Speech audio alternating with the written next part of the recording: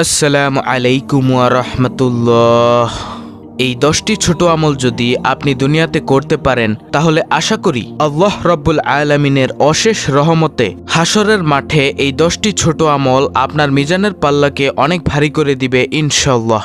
প্রিয় দর্শক, এই আমলগুলো খুবই ছোট কিন্তু এর ফজিলত অনেক অনেক বেশি। কোনো ব্যক্তি যদি আল্লাহ তাআলার ফরজ বিধান পালন করার পাশাপাশি এই ছোট্ট আমলগুলো করতে পারে, মৃত্যুর সাথে সাথে সে ব্যক্তির উপর রহমত নাজিল হতে থাকবে ইনশাআল্লাহ। সুপ্রিয় দর্শক, ভিডিওটি খুবই গুরুত্বপূর্ণ, তাই ভিডিওটি না টেনে শুরু থেকে শেষ পর্যন্ত দেখার অনুরোধ করছি। মুমিন মুসলিমের জন্য 10টি আমলের গুরুত্ব অনেক বেশি, যে আমলগুলোর বিনিময়ে মহান আল্লাহ তাআলা মুমিন বান্দার আমল নামায় অগণিত সওয়াব দান করবেন। মিজানের পাল্লায় তা হবে 7 আসমান ও 7 জমিনের চেয়ে বেশি ওজন। হাদিসের একাধিক বর্ণনায় উঠে আসা চমৎকার এই 10টি আমল হল: নম্বর 1, সকাল সন্ধ্যায় লা ইলাহা ইল্লাল্লাহ জিকির করা। রাসূল সাল্লাল্লাহু আলাইহি ওয়াসাল্লাম বলেন, যে ব্যক্তি সকাল সন্ধ্যায় লা ইলাহা ইল্লাল্লাহ জিকির করবে তার আমলনামার পাল্লা 7 আসমান ও 7 জমিনের চেয়েও ভারী হবে। আল্লাহু আকবার। তার জন্য জান্নাত হবে সুনিশ্চিত। হাদিসে এসেছে, হযরত আব্দুল্লাহ ইবনে আমর রাদিয়াল্লাহু আনহু বর্ণনা করেন, রাসূলুল্লাহ সাল্লাল্লাহু আলাইহি ওয়াসাল্লাম বলেছেন, আল্লাহর নবী নূহ আলাইহিস সালাম মৃত্যুর সময় তার ছেলেকে এ বলে ওসিয়ত করেছেন যে 2টি জিনিসের আমল করবে আর 2টি জিনিস থেকে বিরত থাকবে।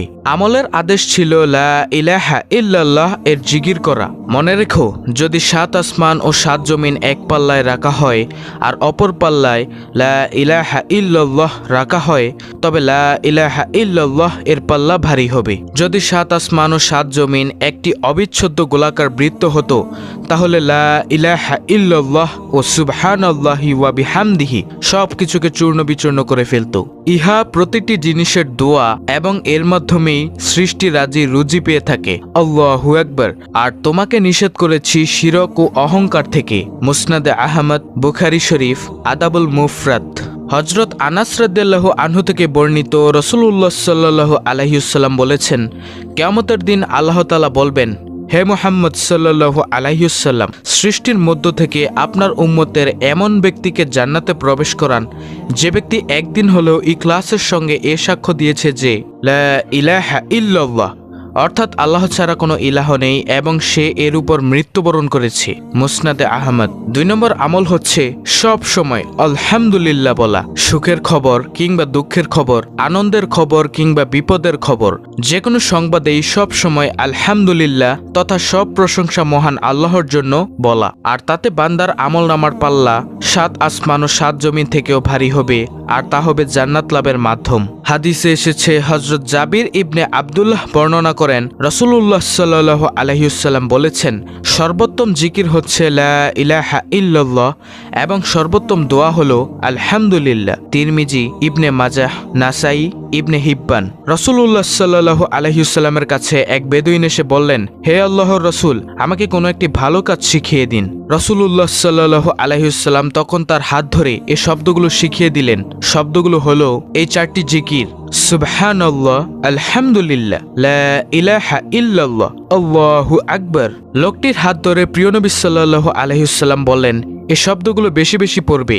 লোকটি এ কথা শুনে চলে গেলেন। কিছু দূর যাওয়ার পর লোকটি আবারও রাসূল সাল্লাল্লাহু আলাইহি ওয়াসাল্লামের দরবারে ফিরে আসলেন। রাসূলুল্লাহ সাল্লাল্লাহু আলাইহি ওয়াসাল্লাম মুচকি হেসে বললেন, লোকটি কি যেন চিন্তা করছে। ফিরে এসে লোকটি প্রিয় নবী সাল্লাল্লাহু আলাইহি ওয়াসাল্লামকে বললেন, সুবহানাল্লাহ, আলহামদুলিল্লাহ, লা ইলাহা ইল্লাল্লাহ, আল্লাহু আকবার। আপনি যে বাক্যগুলো আমাকে শিখালেন, এই বাক্যগুলো তো শুধু আল্লাহর জন্য, কিন্তু আমার জন্য কি? এগুলো পড়লে আমি কি পাবো? রাসূল সাল্লাল্লাহু আলাইহি ওয়াসাল্লাম উত্তরে বললেন, তুমি যখন বলবে সুবহানাল্লাহ, আলহামদুলিল্লাহ, লা ইলাহা ইল্লাল্লাহ, আল্লাহু আকবার, তখন প্রতিটি শব্দের উত্তরে আল্লাহ তাআলা বলবেন, তুমি সত্য বলেছ। তারপর জিকিরকারী আল্লাহ তাআলার কাছে নিজের যেসব চাহিদা তুলে ধরবে, আল্লাহ তাই কবুল করে নেবেন। সুবহানাল্লাহ। যেমন বান্দা যখন বলবে আল্লাহুম্মা গফিরলি, অর্থাৎ হে আল্লাহ আমাকে ক্ষমা করে দিন, তখন আল্লাহ তাআলা বলবেন, তোমাকে মাফ করে দিলাম। বান্দা যখন বলবে আল্লাহুম্মা রহামনি, হে আল্লাহ আপনি আমাকে রহম করুন, তখন আল্লাহ বলবেন, ইতিমধ্যে তোমার প্রতি রহম করেছি। সুবহানাল্লাহ। বান্দা যখন বলবে আল্লাহুম্মা রযুকনি, হে আল্লাহ, আপনি রিজিক দান করুন। তখন আল্লাহ বলবেন, তোমাকে ইতিমধ্যে রিজিক দান করেছি। বাইহাকি। তো 3 নম্বরে হচ্ছে সুবহানাল্লাহি ওয়া বিহামদিহি সুবহানাল্লাহিল আজিম, জিকির করা। হাদিসের বিখ্যাত গ্রন্থ বুখারীর শেষ হাদিসে এই জিকির সন্নিবেশিত করা হয়েছে। এই জিকিরের বর্ণনা হাদিসে পাকে এভাবে তুলে ধরা হয়েছে যে হযরত আবু হুরায়রা রাদিয়াল্লাহু আনহু বর্ণনা করেন, রাসূল সাল্লাল্লাহু আলাইহি ওয়াসাল্লাম বলেছেন, 2টি কালেমার বাণী রয়েছে যেগুলো দয়াময় আল্লাহর কাছে অতি প্রিয়, উচ্চারণে খুবই সহজ আর আমলের পাল্লায় অত্যন্ত ভারী। বাণী দুটি হচ্ছে সুবহানাল্লাহি ওয়া বিহামদিহি সুবহানাল্লাহিল আজিম। অর্থাৎ আমরা আল্লাহ তাআলার প্রশংসা সহ তার পবিত্রতা ঘোষণা করছি। মহান আল্লাহ তাআলা অতীব পবিত্র। বুখারী শরীফ। 4 নম্বরে হচ্ছে সৎ চরিত্রবান হওয়া। প্রিয় নবী সাল্লাল্লাহু আলাইহি ওয়াসাল্লামের যে গুণ বর্ণনায় কোরআনুল কারিমে আল্লাহ তাআলা আয়াত নাজিল করেছেন তা হলো সৎ চরিত্র বা মহান চরিত্র, যে চরিত্রে থাকবে না গুনাহের চিন্তা। প্রিয় নবী সাল্লাল্লাহু আলাইহি ওয়াসাল্লামকে লক্ষ্য করে মহান আল্লাহ তাআলা ঘোষণা দেন, আর নিশ্চয়ই আপনি মহান চরিত্রের অধিকারী। কিয়ামতের ময়দানে এই উত্তম চরিত্রের লোকদের আমলনামা হবে 7 আসমান ও 7 জমিনের চেয়ে ভারী। এই সৎ চরিত্রের সংক্ষিপ্ত পরিচয় হলো হালাল গ্রহণ করা, হারাম বর্জন করা, আর নিজ পরিবারের স্ত্রী, সন্তান, মা বাবা ও ভাই বোনদের সঙ্গে উত্তম ও উদার ব্যবহার করা। 5 নম্বরে হচ্ছে নাবালক সন্তানের মৃত্যুতে ধৈর্য ধারণ করা। অল্প বয়সে মৃত্যুবরণকারী সব শিশুই হবে মা বাবা ও আত্মীয় স্বজনের জন্য নাজাতের উসিলা, পরকালে আরাম লাভের অনুষঙ্গ এবং সুপারিশকারী, আর দুনিয়াতে হবে সুখ ও সম্পদের অধিকারী। এ কারণেই নাবালক সন্তানের মৃত্যুতে দোয়া করতে বলেছেন বিশ্বনবী সাল্লাল্লাহু আলাইহি ওয়াসাল্লাম। সুতরাং কারো শিশু সন্তান মারা গেলে জানাজা সহ পরবর্তী সময়ে বেশি বেশি দোয়া পড়া জরুরি। এতে রয়েছে দুনিয়া ও পরকালের অনেক কল্যাণ ও সফলতা, আর তাতে আল্লাহ তাআলা শিশু সন্তানের আত্মীয় স্বজনদের দুনিয়া ও পরকালের কল্যাণ ও সফলতা দান করবেন।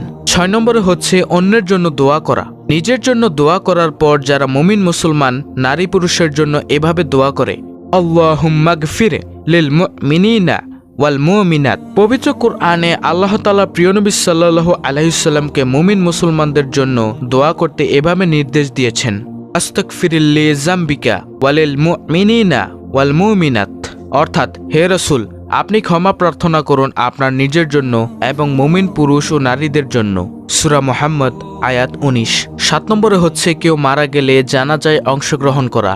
জানাজায় অংশগ্রহণে রয়েছে অনেক সওয়াব ও কল্যাণ। হাদিসের বর্ণনায় উঠে এসেছে, হযরত আবু হুরায়রা রাদিয়াল্লাহু আনহু বর্ণনা করেন, নিশ্চয়ই রাসূল সাল্লাল্লাহু আলাইহি ওয়াসাল্লাম বলেছেন, যে ব্যক্তি কোনো মৃত মুসলিম ব্যক্তির জানাজায় ঈমানের সঙ্গে সওয়াবের আশায় শরীক হয় এবং জানাজা দাফন পর্যন্ত থাকে, ওই ব্যক্তি 2 কেরাত নেকি পাবে, আর প্রতি কেরাত হচ্ছে উহুদ পাহাড়ের সমান। আর যে জানাজা পরে দাফনের আগে ফিরে যাবে সে 1 কেরাত নেকি নিয়ে বাড়ি ফিরবে।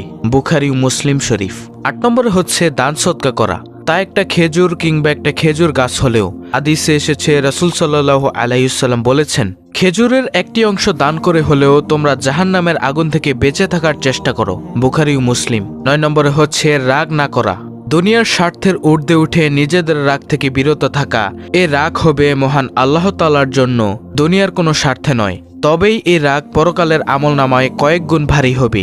হাদিসে এসেছে, আবু হুরায়রা রাদিয়াল্লাহু আনহু বর্ণনা করেন, এক ব্যক্তি রাসূলুল্লাহ সাল্লাল্লাহু আলাইহি ওয়াসাল্লামকে বলল, আমাকে কিছু উপদেশ দিন। তখন রাসূল সাল্লাল্লাহু আলাইহি ওয়াসাল্লাম বললেন, রাগ করো না। লোকটি বারবার রাসূল সাল্লাল্লাহু আলাইহি ওয়াসাল্লামের কাছে উপদেশ চায়, আর রাসূল সাল্লাল্লাহু আলাইহি ওয়াসাল্লাম বলেন, রাগ করো না। বুখারী শরীফ। সুপ্রিয় দর্শক, যেহেতু রাগ দমন করা অত্যন্ত কঠিন কাজ, আর যে ব্যক্তি তা করতে সক্ষম হবে সেই দুনিয়া ও আখিরাতে কামিয়াব হবে। রাগ দমনকারীদের প্রশংসায় আল্লাহ তাআলা বলেন, যারা নিজেদের রাগকে সংবরণ করে আর মানুষের প্রতি ক্ষমা প্রদর্শন করে তারাই মুহসিন বা সৎকর্মশীল। বস্তুত আল্লাহ তাআলা সৎকর্মশীলদেরই ভালোবাসেন। সুবহানাল্লাহ। সূরা ইমরান আয়াত 134।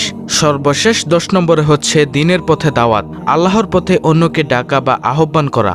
যে ব্যক্তি মানুষকে মহান আল্লাহ তাআলার পথে ডাকে বা আহ্বান করে সে ব্যক্তির আমলনামা হবে 7 আসমান ও 7 জমিন থেকে ভারী। সুতরাং মুমিন মুসলমানদের উচিত উল্লেখিত চমৎকার 10টি আমল যথাযথভাবে পালন করা।